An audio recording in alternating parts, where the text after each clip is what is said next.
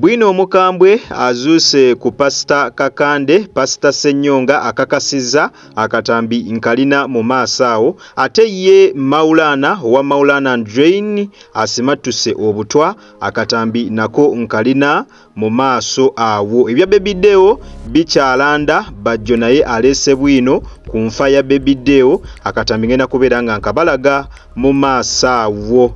Mwasutya mugamba mutya kansuubire muli bulungi oli kujika media likinga video eno subscribinga commentinga atubiringa munange tosubwa mawulire gonna ge tugenda okubeera nga tukuleetera butereevu wano kujika media. Tandise n'omukulu pasita Ssenyonga alina ebyama byeyasiza ku pasita Kakande. Nsaba weerabire katambi kano ate n'oluvannyuma tukomewo tweyongere maaso n'amawulire amalala mangi nnyo ddala kujika media. Kati TV Joshua taught Kakande, ye yatendeka Kakande, Samuel Kakande, oyo Samuel Kakande, how to do the things he does engeri y'okukolamu ebyo byakola kati in fake miracles. mu kufeera ebyamagero. I am on record. I can go on record. I can defend what I'm saying. Byenjogerako mbikakasa era nsobola okubyogerera n'ebiwuliriza. And I'm not here to smear anyone's name. Siri wano kwonoona linnya lya muntu yenna. So when TV Joshua kati TV Joshua is kind of praying for people, bwe yalinga asabira abantu, you know what he did? Omanyi kye yakolanga oba bye yakola? He kick them. Ng'abakuba tteke. But in the air, naye ng'akuba mu bbanga akola wati katteke, and you have to fall. ng'olina okugwira ku tteke eyo. See what's on TikTok now. Wegenda olabe ku mawulire TikTok ne ku These sons are mutimbagano. doing it. Abaana b'abatabani babikola. When it comes to Kayanja, again to Kakande. Bwe bituuka ku Kakande, Kakande, what does he do? akola He atya? brings a soccer ball. Aleetawo omupiira ku kituuti. The other one was just kicking air, Oli ye yali asamba na mpewo and you fall. n'ogwirako. Kakande brings a ball. Kati ate ono Kakande ow'okubiri yaleeta mupiira n'agukyangira. Namupira. He dribbles the When ball. the ball touches you, Omupiira kasita gukukoonako, you fall. olina kugwirawo. Drama. Katemba. No Jesus. Temuli Yesu awo. Pure demonic activity and lies. Bikolwa bya mizimu na bulimba yokya. A ball Omupiira to touch you okukukoonako bwe guti means you have received the anointing. gwe kitegeeza amafuta The gakutomedde. anointing is so much Mafuta mazito that you nnyo can't even stand, gakutomedde toyinza na kugebeera, because a ball kubanga omupiira full of plastic and air ogujjudde omukka obwereere ne has touched pulasitiki you, and you gukukoonyeeko. have to go like. Oteekwa okutalantuka ggwe. He kicks air. Awo asamba mpewo. This one he kicks the ball. Ono ye kati yaleese omupiira yakyongeddemu. TV Joshua does this. TV Joshua yasonga ng'olunwe waati. Kakande does this. Kakande naye abasuulira eno side. N'olyoka ozinanga empiki. Ate buli azinanga anyone dancing like that, Buli atalantuka watyo you watch him. gwe They are mwegendereza. always looking at the hand, Era agenda agwa naye ng'omutwe aliiso litunuulidde oli amulagirira. because the instructions are in the hand. Kubanga ebiragiro biri wali ku lugalo So when he luli. goes like this, Bw'alusonga bw'ati you have to go like this. olina kugwira ku ludda eyo. And even if he's leaning over, Ne wabanga you see their eyes. era They are olaba still amaaso trying to ge look. nga natera okugwalaba eri. I gotta get my instructions. Nina okutegeera bulungi bye bandagirira. Okay, where do you want to go? Oyagala ngwewa. And then it changes. And then this one changes. N'amuzannyisa They are n'amuzzeeri. always looking at the finger. Buli kaseera baba batunuulira lugalo. Pure drama. Katemba mu kanisa. Somebody say fire. And you call that the power of God. Ogambe mbu ago manyi ga Katonda. That is mockery. Okwo kunyooma. That's mocking God. Kunyooma Katonda. That is demonic. Bya mizimu You ebyo. cannot say, Toyinza kugamba. Lord, Ayi you are Mukama. glorified Ogulumiziddwa upon these lies. ku bulimba buno. And then they do this. Ne bamala ne babasongera obugalo. Sometimes he does this, Oluusi akola and someone bw'ati. is not falling, Omuntu n'aba nga and tannagwa. does this, N'addamu n'amukolera lwampaka gwe and is ssebo. not falling. N'aba nga You taggwa. can see his face. Era omulaba mu He maaso. starts frowning, Atandika okunyiiga. getting very, very angry. Ng'anyiiga asunguwala. You fall. Eh? Gwa. We talked about this. Twabinyumizaako bino olina kugwa. This is how you are instructed. Why are you not doing it? Kino twakikozeemu eri kati kikole ne wano. Paka lwagwa. Until he falls down. Ng'abantu balaba. While people are watching, Ng'abantu bagoberera. while people are following, Ng'ogamba nti waliwo and you Katonda. say there is a God there, How many want to go to heaven? bameka ng'oyagala genda mu ggulu. Forget those people. Abantu bwe batyo beerabire. Find your God. Zuula Katonda wo nga Worship ggwe. him in your heart. Musinze mu mutima gwo. In Jesus' Mu name. linnya lya Can you Yesu. say amen? Gamba amiina. ya okyali kujika media amawulire go tukyalina mangi nnyo ddala naye nga mpeera video eno like YouTube eberenga ate egitambuza mu bantu bangi nnyo ddala ab'enjawulo. Buterevu oyo mwerabiddeko abadde Pastor Ssenyonga ng'agezaako okolokota Pastor Kakande. Entalo ziri mu basumba era ng'omwaka tugutandikidde mu Jjiya ne Pastor Ssenyonga ng'agezaako okubeera ng'ate atabukira Pastor Kakande. Ye Ssenyonga bw'atyo bw'abeera abamumanyi mumumanyi, ye yagamba yeewaayo kulabisa ba fake pastors, yeewaayo kulabisa ba pastor abafere, ye baayita abafere. Ye bw'atyo bw'ali. However, ye Kakande tavangayo kumwanukula. Ebbanga ono mwami lyalumbidde Kakande tavangayo kubeera ng'ate amwanukula. Ate nga si ye yekka, n'abasumba ab'enjawulo bazzenga balumba Pastor Kakande, ne Kakande tavangayo wadde okwanukula omuntu n'omu. Yakola bibye, tolina ky'omugamba. Yeekolera bibye oba muvume, bwe mulimala mulikoowa. Kakati oyo yabadde Pastor Ssenyonga, ndowooza omwerabiddeko era ikinga video eno ekyo kintu kikulu nnyo. Ate tukyagenda maaso n'amawulire amalala mangi nnyo ddala. Nga tunabagenda mawulire ga Maulana Andrein, katusooke ne Bajjo naye alina byayogedde ku nfa y'omuyimbi Baby Dewo. Abagambye mudde eri Katonda, muve mu bintu ebyobuwangwa, muve mu bintu ebyobuwangwa n'ennono, muve mu bintu by'okusamira, mudde eri Yesu, mudde eri Katonda, mwenenye ng'obudde bukyali. Kale katulabe Bajjo ne bino byatugamba, titukomewo tweyongere maaso n'amawulire amalala mangi nnyo. Kalonye kya muganda waffe Baby Dewo sita Mukama amuwumuze mirembe. Fenali ekkubo tugenda okukwata atusooseyo busoosi. Naye ka message kano njagala katuke kuli muvubuka yenna. Mba mulyaza amaanya nnyo obutababuulira kituufu bwe kiri, nangeri gye mulinako yisaamu nga mukyali ku nsi kuno. Ate buli muntu alaba video eno njagala omanye nti sitaani talina mukwano, yajja okutta, okubba n'okuzikiriza. Baby Dewo sigenda kunenya, Mukama akuwumuze bulungi. Nze binakolera ng'oli mulamu. That's why nze situla amabugo ku bafu. Kuba Abannayuganda mwagala nnyo postinga abafu. Mutandise okuzanya ennyimba ze, abadde mulamu nga temuzanya nnyimba ze. Nebaza Katonda nti bw'abeeredde omulamu, nze nasooka okupromotinga ennyimba ze. N'ebiseera ebyo nga nkyalina Facebook yange mujijjukira, nze nafuula longo namba ensonga. Nalina Facebook y'amaanyi wano mu ggwanga, nga bwe nteekako ekintu ensi yonna kyeba erindiridde, ababbi ne bagibba, naye era nasigaza ntambuza obulamu. Kati omuvubuka alaba vidiyo eno, nkwegayidde njagala oyige mu kufa kwa Baby Dewo ebintu 5. Ekisooka, sitaani talina mukwano.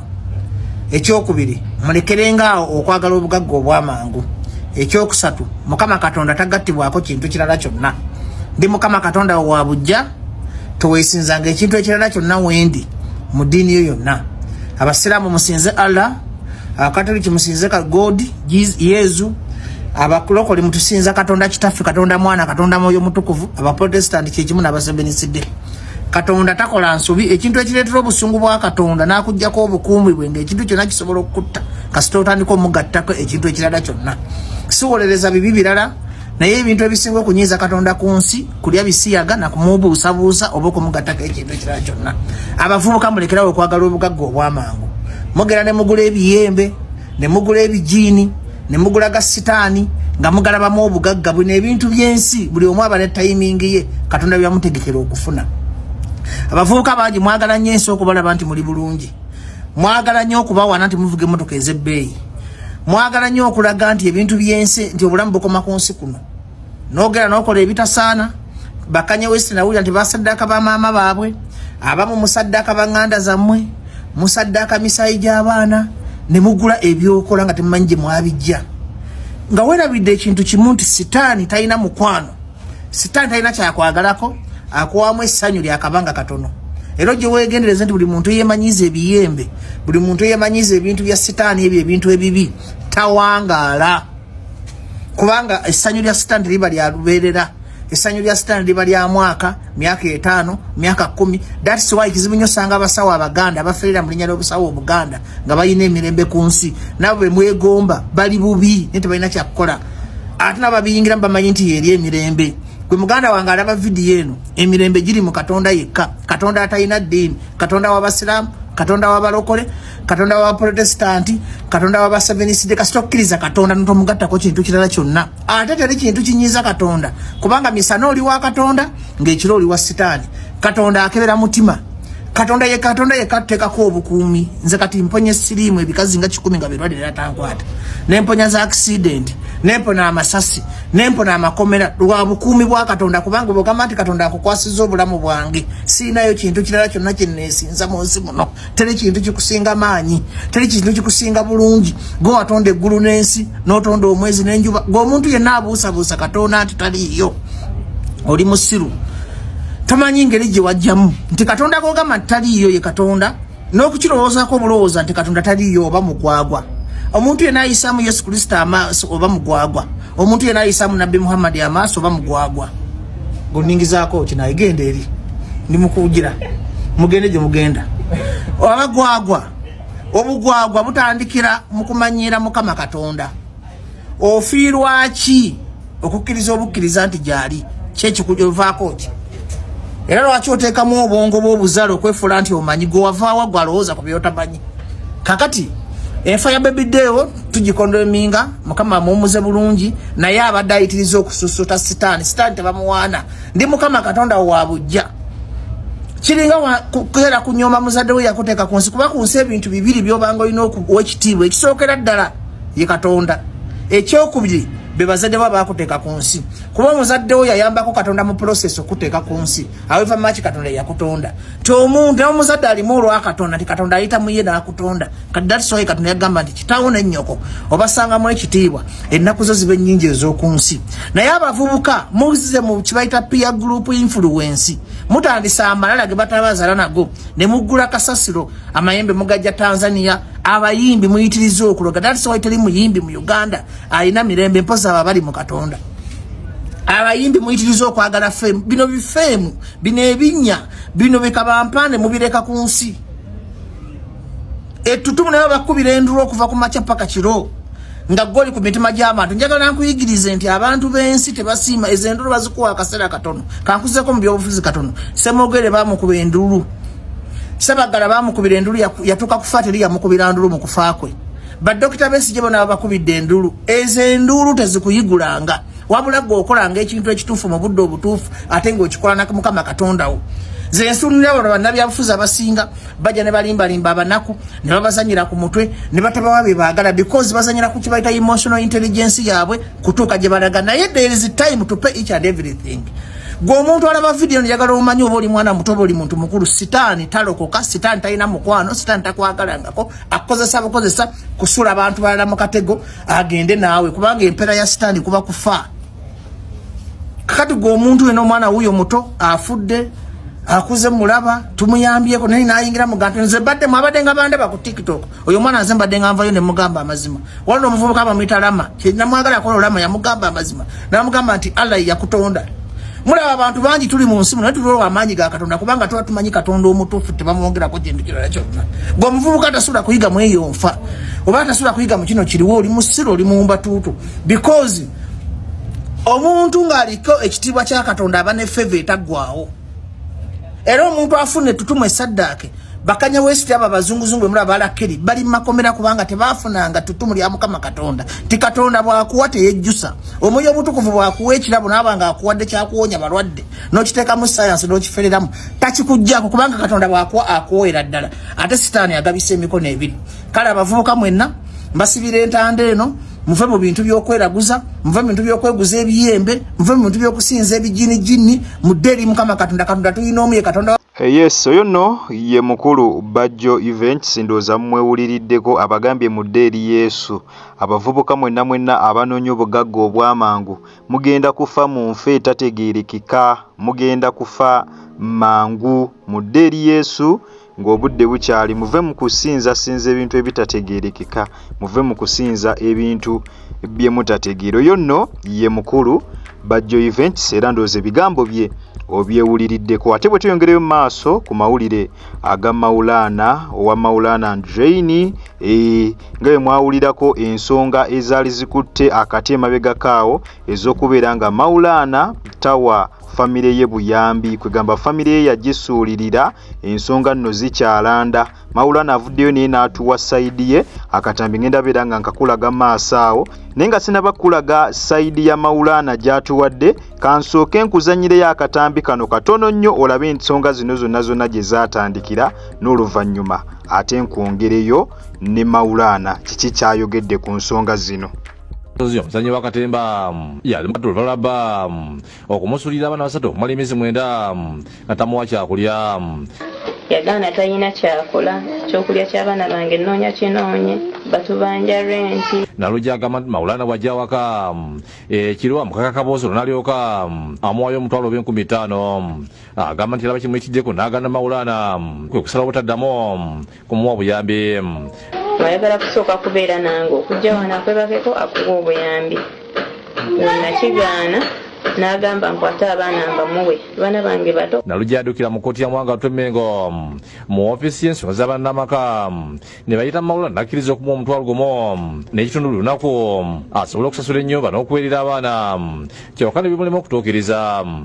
Twagenda mu kkooti awo emyezi egyasooka n'agisasula.